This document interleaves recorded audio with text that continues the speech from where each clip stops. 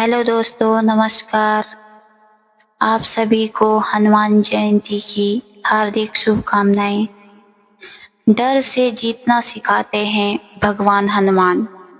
हनुमान जयंती पर बजरंगबली की 5 कहानियों से सीखें कैसे अपने रास्ते में आने वाली परेशानियों से निपटें। आज हनुमान जयंती है। कहते हैं कलयुग में एक ही जीवित देवता हनुमान है। चैत्र शुक्ल पक्ष की नवमी पर राम जन्मे, पूर्णिमा पर हनुमान। भगवान हनुमान से जो सीखना चाहिए वो है निर्भय रहने की कला।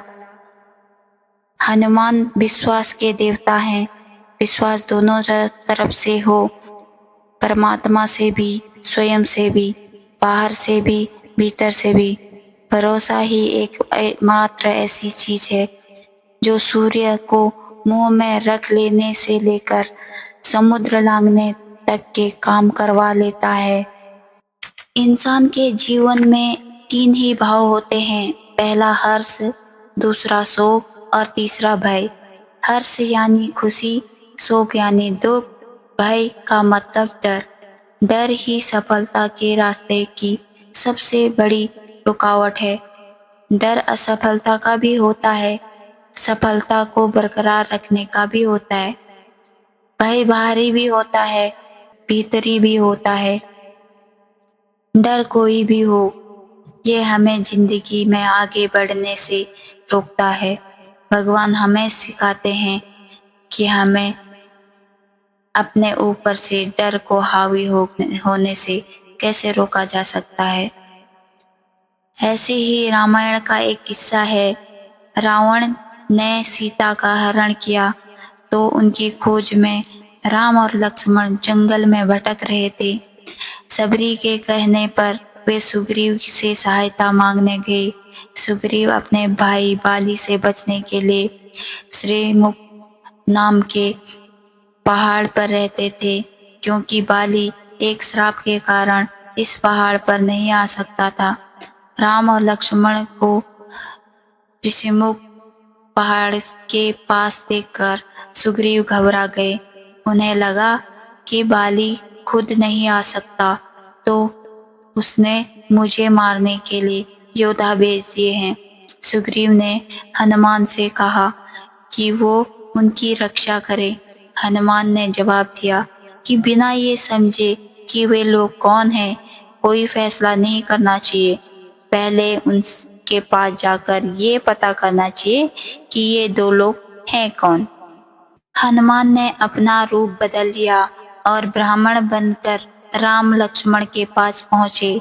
जब बात की तो पता चला ये वो राम हैं जिनका नाम हनुमान दिन रात जपा करते हैं। वे दुश्मन नहीं, सुग्रीव से मदद मांगने आए हैं। दूर से जो समस्या दिख रही थी वो दरअसल समाधान थी। हनुमान सिखाते हैं किसी भी परिस्थिति में डरे नहीं, उसे समझने की कोशिश करें। हो सकता है वो आपके लिए मददगार साबित हो। समस्या से डरे नहीं, उसे कैसे सुलझाया जा सकता है ये सोचें। डर को जीतने की कला में हनुमान निपुण हैं। कई घटनाएं हैं जिन्होंने उनके मन में भय पैदा करने की कोशिश की, लेकिन वे बुद्धि और शक्ति के बल पर उनको हरा कर आगे बढ़ गए। अगर आप विपरीत परिस्थिति में भी आगे बढ़ना चाहते हैं तो बल और बुद्धि दोनों से काम लेना चाहिए। जहाँ बुद्धि से काम चल जाए वहाँ बल का प्रयोग नहीं करना चाहिए। रामचरितमानस के सुंदरकांड का प्रसंग है।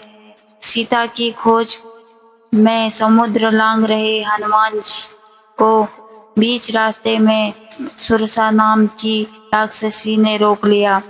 हनुमान को खाने की जिद की। हनुमान ने बहुत मनाया लेकिन वो नहीं मानी।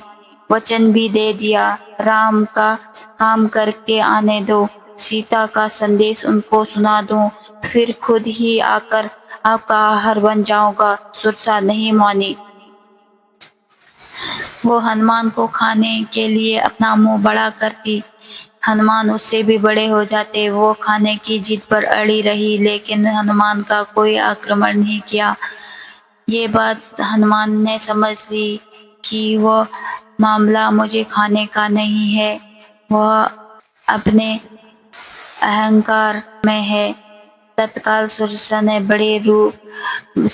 के बड़े रूप के आगे उन्होंने खुद को छोटा कर लिया। उनके मुंह में से घूमकर निकल गए। सुरसा खुश हो गई, आशीर्वाद दिया, लंका के लिए जाने दिया।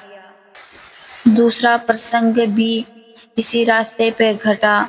समुद्र लांघकर हनुमान लंका पहुंचे। लंका के मुख द्वार पर लंगिनी नाम की राक्षसी मिली। रात के समय हनुमान छोटा रूप लेकर लंका में प्रवेश कर रहे थे। लंकिनी ने रोक लिया। यहाँ परिस्थिति दूसरी थी। लंका में रात के समय ही चुपके से घुसा जा सकता था। समय कम था। हनुमान ने लंकिनी से कोई वाद विवाद नहीं किया, सीधे ही उस पर प्रहार कर दिया। लंकिनी ने रास्ता छोड़ दिया। जब मंजिल के करीब हो, समय का अभाव हो और परिस्थिति की मांग हो तो बल का प्रयोग अनुचित नहीं है। हनुमान ने एक ही रास्ते में आने वाली दो समस्याओं को अलग अलग तरीके से निपटाया। जहाँ झुकना था वहाँ झुके, जहाँ बल का प्रयोग करना था वहाँ वो भी किया। सफलता का पहला सूत्र ही ये है कि बल और बुद्धि का हमेशा संतुलन होना चाहिए। दोनों में से एक ही हो तो फिर सफलता दूर रहेगी। तीसरा प्रसंग है सीता से लंका की अशोक वाटिका में मिलकर हनुमान ने पूरी वाटिका उजाड़ दिया। रावण के बेटे अक्षय कुमार को भी मार दिया। मेघनाद ने उन्हें नागपाश में बांधकर रावण की सभा में प्रस्तुत किया। सभा देखकर हनुमान आश्चर्य में पड़ गए। रावण की सभा को देखकर हनुमान आश्चर्य हुए। ऐसा रावण के वैभव और बल को देखकर भी हनुमान तनिक विचलित नहीं हुए। दुश्मन और बुरे लोगों के वैभव को देखकर उनके प्रभावित ना होना ये बहुत कठिन काम है। शत्रु के सामने बिना भय के रहें, उनकी ताकत और सामर्थ्य से प्रभावित ना हो, ये हनुमान सिखाते हैं। आपकी पहली जीत वही हो जाती है जब आप उसके प्रभाव में नहीं आते। अगर उसके वैभव का लेश मात्र भी असर आपके मन पर हुआ तो फिर जीत की राह मुश्किल हो जाती है। रावण की पहली हार उसी समय हो गई जब हनुमान ने उसके सामने बिना किसी संकोच के उसकी गलतियों को गिना दिया। अक्सर लोग वहाँ चूक जाते हैं। दुश्मन के सामने जाते ही आधे तो उनकी शक्तियों के आगे झुक जाते हैं। हनुमान के मन में ये बात दृढ़ थी कि रावण का जो भी वैभव है वो अधर्म से पाया हुआ है, पाप की कमाई है, इसीलिए ये बहुत कीमती होते हुए भी बेकार है। हनुमान से ये गुण सीखना काफी जरूरी है। सीता की खोज में लंका गए हनुमान ने जब विभीषण के घर के बाहर तुलसी का पौधा, स्वास्तिक और धनुष बाण के चिन्ह देखे तो समझ लिया ये राक्षसों के शहर में किसी सज्जन व्यक्ति का घर है। उन्होंने विभीषण से दोस्ती की और बातों बातों में उन्हें भगवान राम के गुणों के बारे में बताया। सीधे ये नहीं कहा कि तुम हमारे खेमे में शामिल हो जाओ। बस विभीषण के मन में उत्सुकता का एक बीज बो दिया।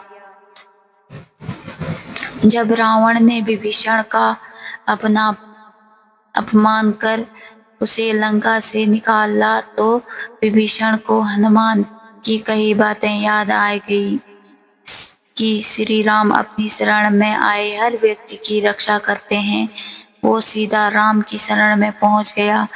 हनुमान ने समझ लिया कि अगर लंका को जीतना है तो किसी ऐसे व्यक्ति की जरूरत पड़ेगी जो उस जगह और वहाँ के लोगों के बारे में अच्छे से जानता हो।